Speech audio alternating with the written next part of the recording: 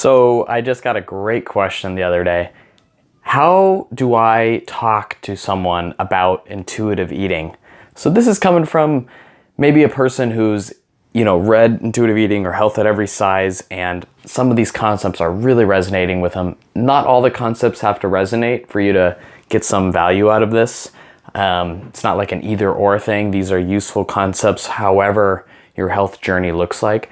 But anyways, you're talking to your friend and they say, intuitive eating, that sounds so millennial. So I think this happened the other day. This is the situation I'm imagining. I got a text that kind of described a situation. Someone is at work. She started telling them about or asking about or having a conversation. Somehow intuitive eating came up, and her older coworker, I'm imagining a guy, but I could be wrong. I imagine like a curmudgeon-y, middle manager, something like out of the scene from The Office or something.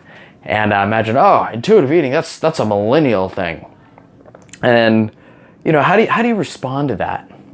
How do you wrap your head around having to respond to that? Because you don't want to argue. You don't want to argue. Why have an argument with someone who's not going to listen, right?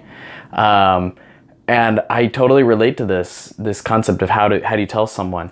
It's tough. The other day, I do these Saturday presentations in the South Bay at 1 p.m. There's like a little support group, a little workshop type of thing, and do it every Saturday. And last Saturday, we had about 4 or 5 people show up, and I start giving this message about intuitive eating. And for the people, I'm very specific on my languaging event, right? So I say, this is not for weight loss. This is not a diet. I'm not even going to be talking about nutrition. So I try to be ethical and honest and get the right people to show up. But last week, a woman showed up, and, I asked her why she's there, and she says, well, I'm here to learn how to eat healthy and lose weight. And I was like, in the back of my head, crap, we'll see how this goes. And so I started giving the presentation, and people are nodding their head yes. One woman has this huge breakthrough saying, it's not my fault that I've regained the weight that I've always lost. And I'm like, yes, it's not your fault. She got it. The other woman, she had gotten still. She was not smiling. And she said she felt uncomfortable, and she left. And that made it uncomfortable. So I knew this stuff hits people hard. This is a world view on how to be healthy, quote unquote. We're kind of changing the definition of healthy. We're not, but the health at every size that recognizes that you can be a bit heavier and still be fully healthy. So it's changing the definition. But we're talking about deep worldviews that are deeply sensitive to people. So this woman, she was coming in what I call diet culture mentality, which is thinking, if I just eat healthy, I'm going to lose weight. And she was entrenched in that, so much so that when she started hearing the truth about intuitive eating, what I believe to be the truth, she got so triggered, she got so closed-minded, she left. Couldn't have an open mind. And in my opinion, it was kind of threatening to her. And research has shown this, that when someone questions our beliefs and you don't feel safe, maybe in a public presentation when it wasn't one-on-one, it wasn't a conversation, she wasn't feeling safe. This can literally be perceived as like an attack on yourself, like if someone ran at you with a sword. So, back in the day, for example, Galileo, the guy who looked up at the sky and saw stars and saw that the sun revolved, the earth revolved around the sun. The earth went around the sun. Not before, people had thought that the earth was the center of the universe, that, God created the earth. And I'm not saying God didn't, but back in the day, the thinking was God created the center of the universe. Everything circles around there. And so Galileo says, no, so the earth circles around the sun. And guess what? They freaking locked him up in his house for the rest of his life. It was threatening. It was threatening. So I'm really serious about this conversation topic. It is really important. how do you talk to someone about intuitive eating, about health at every size? Because it can trigger people. And I'll give you a few of my thoughts. I do want to say real quick though, if the person's not listening, if the person's really not gonna listen to you, don't even try to convince them. Like, I'm learning that myself. Just, there's some people who just, it's not worth the time and energy to convince them. But if you got a person who's curious and who maybe is skeptical, but they're willing to dialogue with you, they're willing to listen, and you got to be willing to listen to them too. If you got that kind of dynamic going on, here's some ways to start talking about intuitive eating. One is kind of starting off the conversation by asking about mind and body, the link between mind and body. And so that's common knowledge these days. If you ask someone, so does the mind impact the body and the body impact the mind? They're probably gonna say something like, yeah, body impacts the mind. If they say, no, I'm not sure what you mean, well, then you can give an example. These two examples are good. Anxiety oftentimes starts in the mind, right? You start imagining a public speech and you stuttering. So you're not in any sort of danger, but you got butterflies in your stomach. You're projecting a future scenario, and then the body is impacted by the mind's image. So the nervous, right? So that's the mind impacting the body. The other one, when you get sick, the body is impacted, and then your confidence and energy and your mood goes down. So that's your body impacting your mind. So you can get people on board with that, right? And then the very simple question is, okay, so mind impacts body. This is pretty important. Why, you ask them something, do you know of a weight loss plan, a diet plan? Jenny Craig, Weight Watchers, do you know any diet plan that talks about mind and body? And just pause and let them think. I've asked people this before, and they don't, they draw a blank slate. Nothing comes to mind because there is no such thing. And you start to think like, so, this is kind of where you say, well, okay, so it seems like most weight loss programs, they're just giving you what to eat. They're saying eat healthy and lose weight, right? That's like just telling you about the body. It's saying, oh, here's what the body needs. And specifically, that's what food, they're only talking about food. They're not really talking to you about your body. And they're not talking to you about hunger or fullness or listening to your body, learning from your body. They're not talking about anything about your body. They're just talking about food. So it's very limited. And you think like, okay, so, we have these 4 functions to survive, right? We got fighting, fleeing, feeding, and effing, mating. These 4 functions kept us alive for millions of years. Evolution, right? And feeding organisms, right? We evolved from little tiny organisms. Eating food is so primal, so evolutionarily old. It is so ingrained in our nervous systems. It's part of our body, which is something that diets don't talk about. And an analogy I like to say is, do you think the 5 languages of love, that book that's really popular, a relationship book, if you don't know that, the 5 languages of love book, do you think a relationship book, if you follow every step in the relationship book, do you think that's going to get you a good relationship? Do you think that's going to, solve all your problems? Do you think that's going to, you read 7 steps to how to make a marriage work or whatever, and you think just following those 7 steps, your marriage is going to magically work? No, of course not. No one thinks that. But people think that with food, right? They think, oh, let me follow these 7 steps, these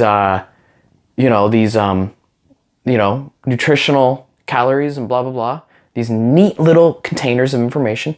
Let me just follow that, and then magically I'm going to lose all this weight. I'm going to feel great. I'm confident.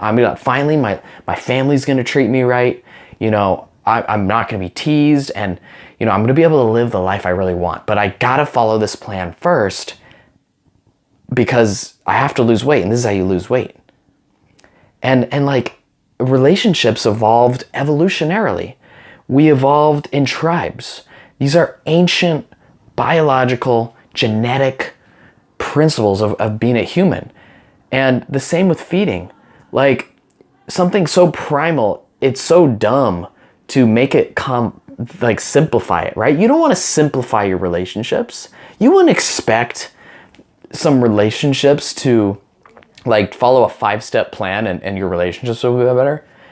You know, feeding is so primal. It's very nuanced. It's very complex. Like nature, if you look around nature's complex. There's cycles and rhythms and storms, and you know, an ecosystem is just like all these different things going on. And when you say just these 5 steps, you completely miss the heart of that primalness. And the heart is what intuitive eating is trying to get at. Now don't get me wrong. There's a danger, of course, when we get something new to go on the other end of the extreme, right? So that the danger is, okay, so it's not a diet plan. I get that. Diet plans don't work. In fact, there's a lot of research that's saying diets cause people to gain weight. So when you're calorie counting and trying to lose weight by managing your food and eating less, that actually causes you to gain weight in the long term. About 50% of people actually gain more weight than in the long run by trying to diet. So, you know, that's some long-term science that, you know, it's there. It's the truth. And so when people, you know, when they hear it's not dieting, they immediately think, oh, so he's telling me I'm completely wrong, that my worldview is completely wrong, that everything I've known up to here is completely wrong. And it feels like the rug is getting pulled out of some people. And I'm getting better at telling people about intuitive eating. And we really got to realize, here's a metaphor. You know, the Buddha, the middle way in Buddhism. Buddhism is called like the middle way. That's why I have this Buddha here and why my brand is called Weight Loss Enlightenment. I'll get back to in a little bit why my brand is called Weight Loss Enlightenment. If you're liking that title, you know, right now in your gut, you can give this video a like. Love it. And okay, so we're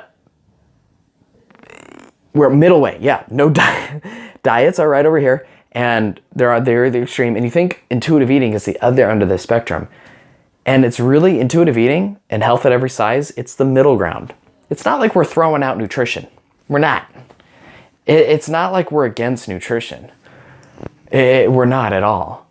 There's a dance, there's a yin and a yang, there's a balance between nutrition and how it feels in your body and how you deal with your emotions.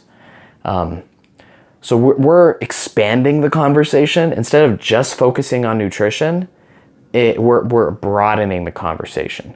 And it does make it more complex, and it does make people anxious, actually.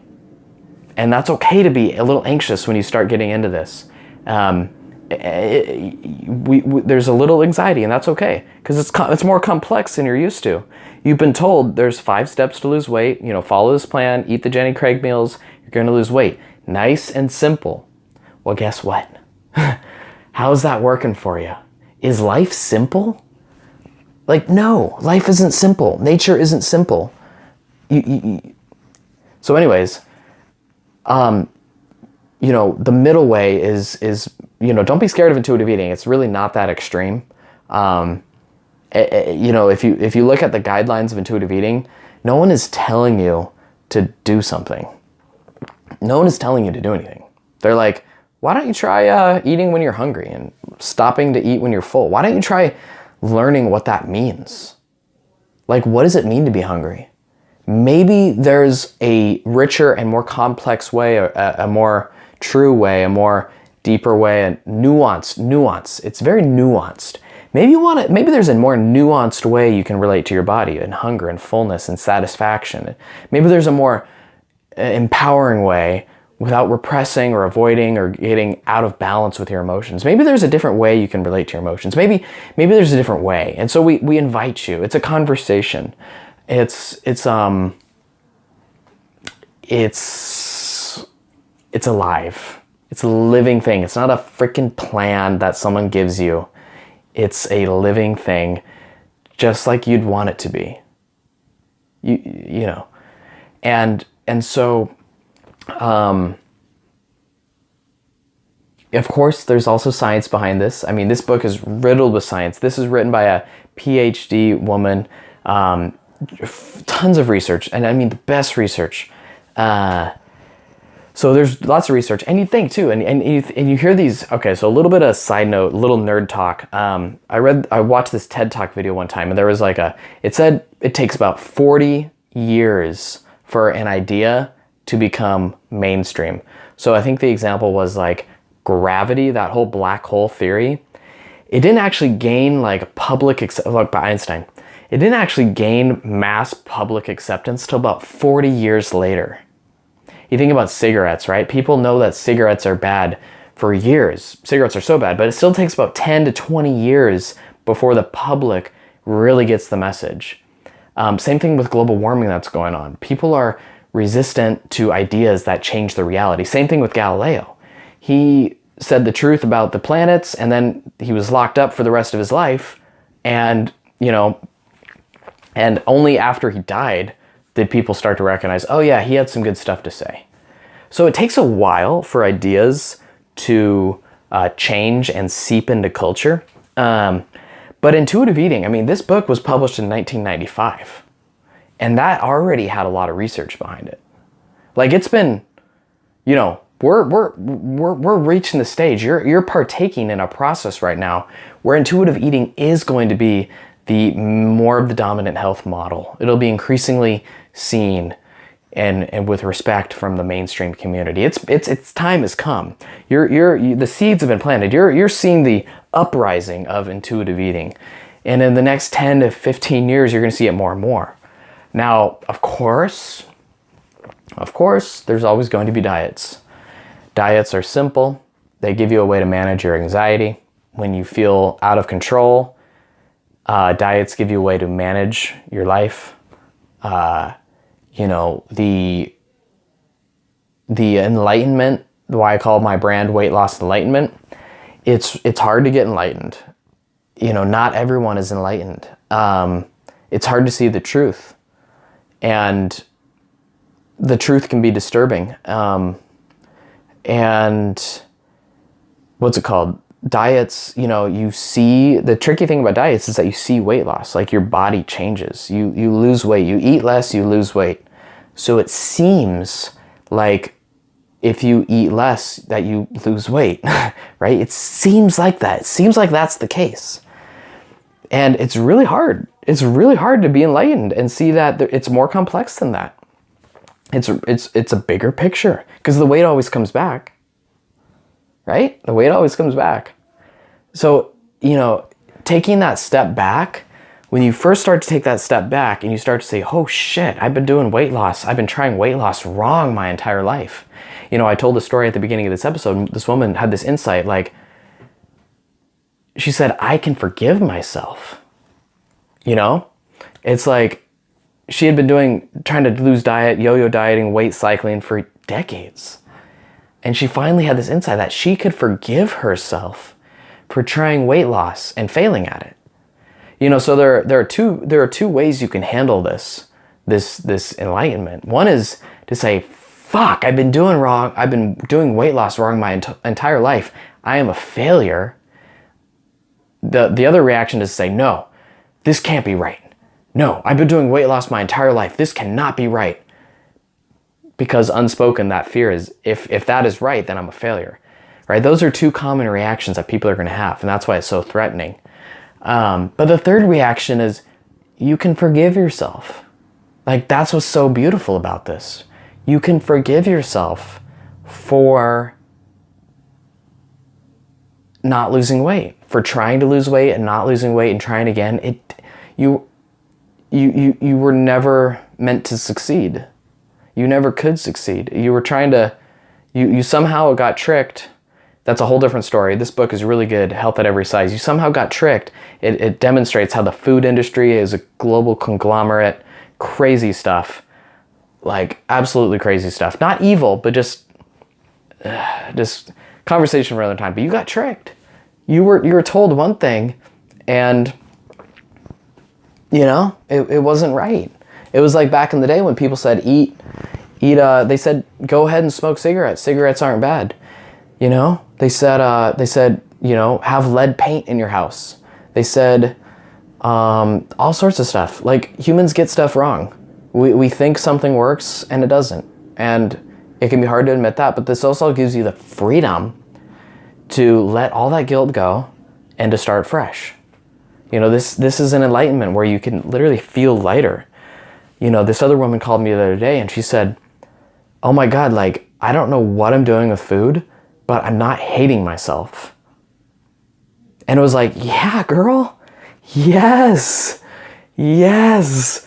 Like, the hatred is gone. And like, what a burden relief is that? What a relief is that? Like, holy shit, the burden is gone. You know, and you know, you got to embrace that. You got to learn some new skills and mindsets and so forth, but it's so worth it. So that's how I'd have that conversation. Peace.